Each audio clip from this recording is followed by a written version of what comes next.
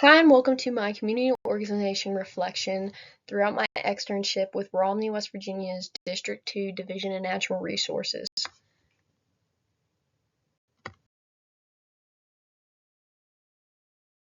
Alrighty, so as we delve deeper into the slides of this PowerPoint presentation, I would like to take a moment to introduce some key points that I will elaborate on in the upcoming sections. To provide you with some background, I collaborated with the Romney District Office 2 of the West Virginia Division of Natural Resources, which is commonly referred to as the West Virginia DNR. The West Virginia DNR is organized into several sections, including law enforcement and fish and wildlife management, just to name a couple. But for this presentation, our main focus will be on the conservation and management of fish species. This focus leads me to our next key point here, the purpose of my externship, during which I spent a day alongside Brandon Keplinger, a fishery biologist from Office 2 located in Romney, West Virginia. And together we conducted data collection aimed at supporting the conservation and management of fish species in Parker Hollow Lake located in Baker, West Virginia. It is important to note that the West Virginia DNR is a statewide agency. It is divided into various offices, such as the one in Romney, which is responsible for the surrounding areas and their unique ecological needs. So there are several different offices throughout West Virginia that all kind of had their set surrounding areas in which they take care of and falls under their responsibility. My personal motivation for reaching out to the Romney office to collaborate during my externship mainly stems from my aspirations to develop a career in conservation and to work as a professional wildlife biologist. So although my externship was with a fishery biologist rather than my main focus, which is wildlife, rather than doing it with a wildlife biologist, this experience allowed me to explore a different aspect of conservation that I had not initially considered. It provided me with a very new perspective and very valuable insights into the field of fishery management. So as we move forward, I'll be able to share more about my experiences, the data collection process, and the importance of conservation efforts in our local ecosystems. Alright, so in this slide we will explore some of the various tasks we completed during the day at Parker Hollow Lake. To begin our work, we took a boat equipped with 2 mounted arms on the front. These arms housed electrical components that sent electrical waves through the water, which is a method known as electroshocking. The purpose of this technique is to temporarily stun the fish, causing them to rise to the surface unharmed. Once the fish were stunned, we would then net them and place them in a reservoir located in the center of the boat. It's important to understand that the shock wave produced travels only to a certain depth of the lake.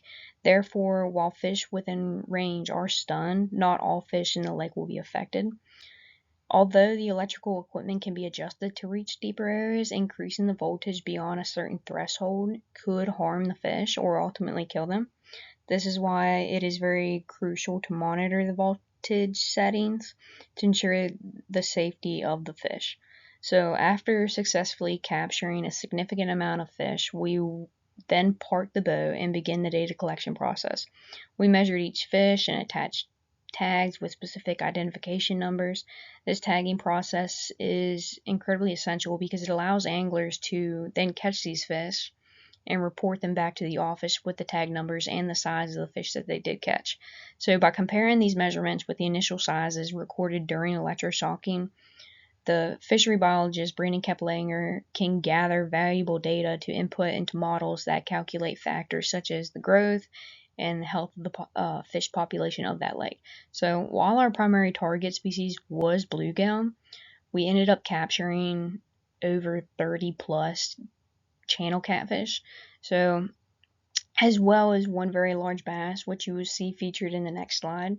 We tagged all species except for the crappie, which were taken back to the lab for a specific aging process. And although, unfortunately, I wasn't present for that process, it is significant because it ultimately provides data on the health and age of crappie population in the lake.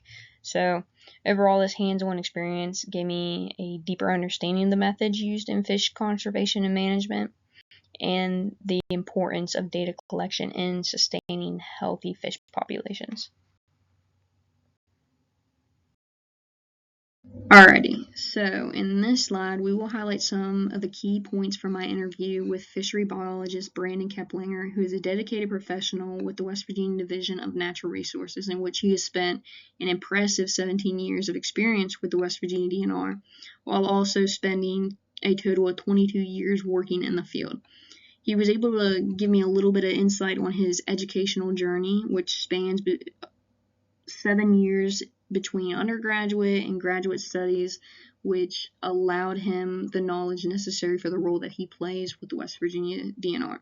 So throughout his career, he has authored and published several scientific articles on fishery phenomenon specific to West Virginia. His work encompasses a wide range of responsibilities, including studying and managing fish populations, monitoring habitats and health, and maintaining healthy aquatic ecosystem. He also conducts surveys like the one that we performed at Parker Hollow Lake, collecting crucial data, and provides feedback to the state to inform them on natural resource management and fish regulations tailored to specific areas based on the data collected. So during our conversation, I was able to express my interest in continuing my education, and he was able to offer me some very valuable feedback and advice on how to proceed and enhance my chances of success in this endeavor. A significant part of our discussion did center around community engagement.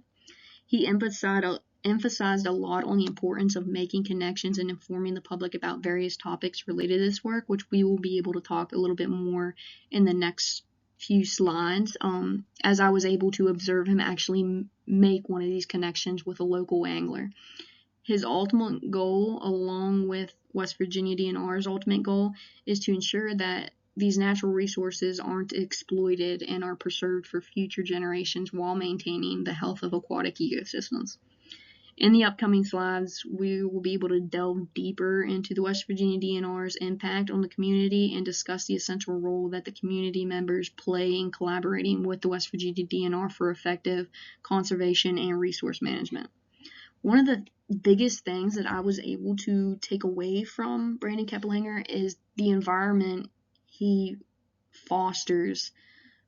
He fosters such an incredible learning environment and really pushes you to ask questions. And although his experience and education and intelligence is quite impressive and honestly intimidating at times, he doesn't ever make you feel inferior to him. He's very casual about his work. He is really great to be around, and I found this very essential, especially as he typically works in a team of technicians and guides them through whatever they may be doing. Like I said, we were doing a survey, so there was 2 other technicians with us that day, and he just was really able to gel well with others around him. In the pictures featured here is the very large bass that we caught and tagged that day. It was a total of 21 inches, so we never got to weigh them, but they were that fish was probably roughly around maybe 4 pounds, very large bass.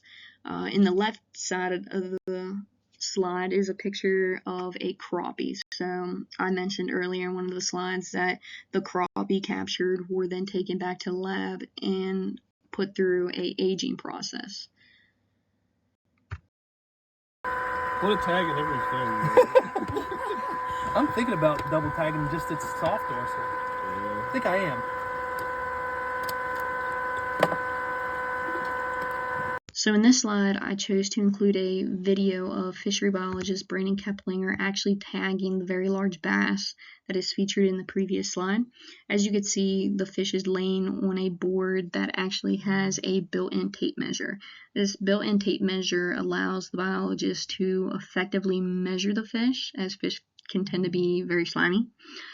So as you see, the snout is pressed snugly against the board in the front, and then what he will do to measure it is the tail that you see is actually technically called the caudal. So he will compress the caudal, which is just basically pinching it, that extends it a little bit and gives him that ultimate total length of the fish, which ended up being 21 inches.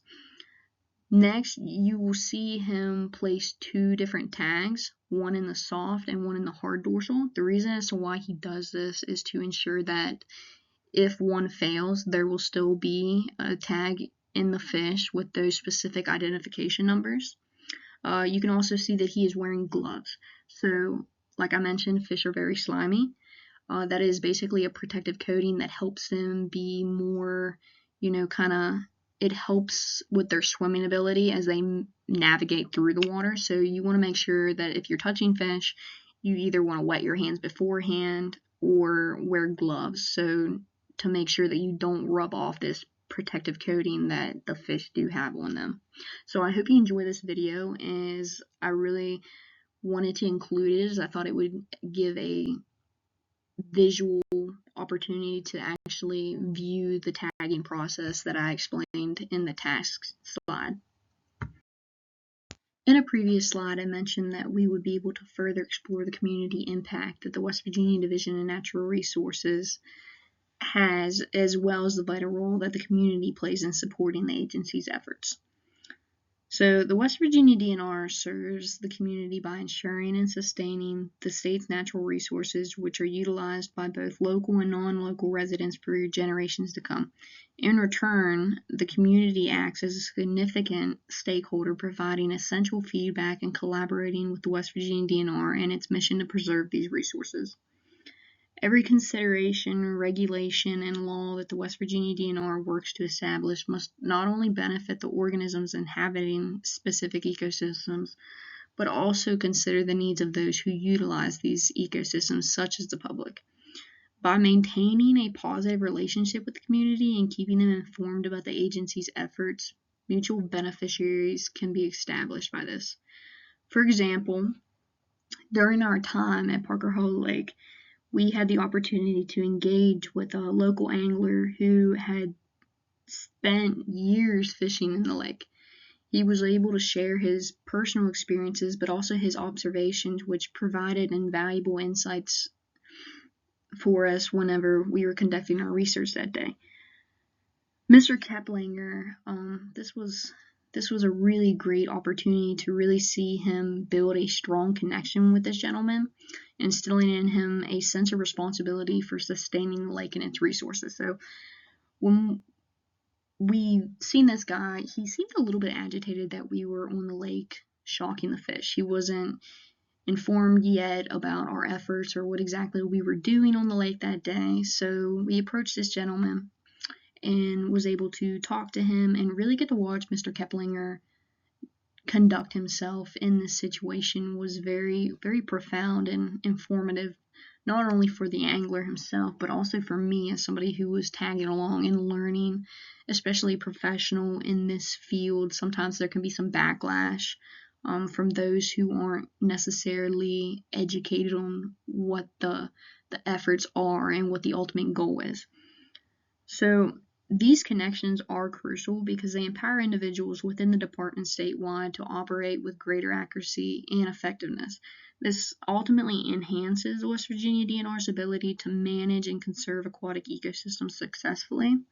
By fostering collaboration and open communication with the community, the West Virginia DNR can ensure that conservation efforts are not only scientifically sound, but also socially supported, leading to even more sustainability in the future for West Virginia's natural resources. So this was a really great opportunity to see, just how the West Virginia DNR impacts community, but also the community as a stakeholder. That is a very huge topic elaborated on throughout the disciplines and the courses that I took through my disciplines in fish and wildlife and conservation ecology. So it's very heavily talked about, the stakeholders, because that mutual collaboration is really what makes the efforts successful ultimately. Alrighty, so before we wrap up this presentation, I just want to take a moment to reflect on how my interdisciplinary skills really came into play during this externship, as well as some of the amazing takeaways I got from the experience. So as I mentioned earlier, my studies are focused on fish and wildlife and conservation ecology. The courses I've taken throughout my academic journey include like fish identification and data management, which really helped me and set me up for success during this externship. So it enabled me to better understand the tasks we tackled at Parker Hollow Lake much better.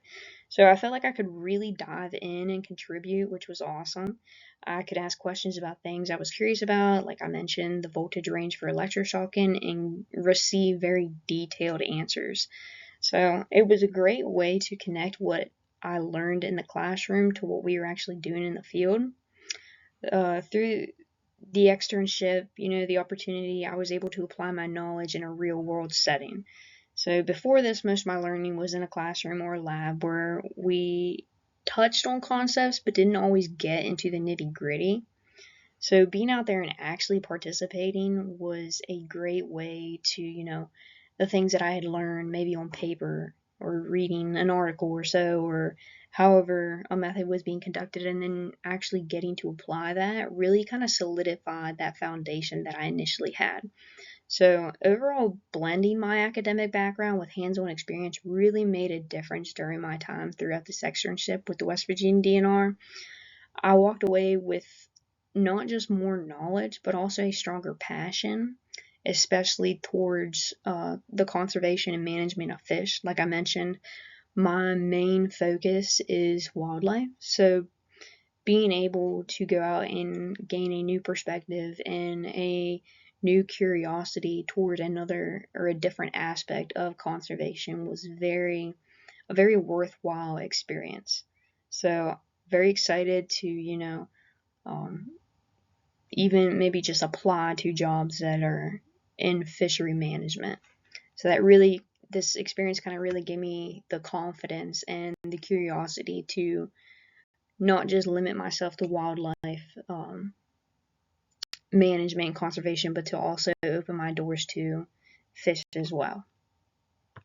So, in concluding this presentation, I just want to take the time to encourage students that if you haven't considered doing an externship, I highly encourage you to dive in. Trust me, getting that real world experience is so worthwhile. There's nothing quite like hands-on work to help you apply what you've learned in class, and the insights that you gain are extremely invaluable. So I'm really grateful that this course included an externship requirement because it opened so many doors for me.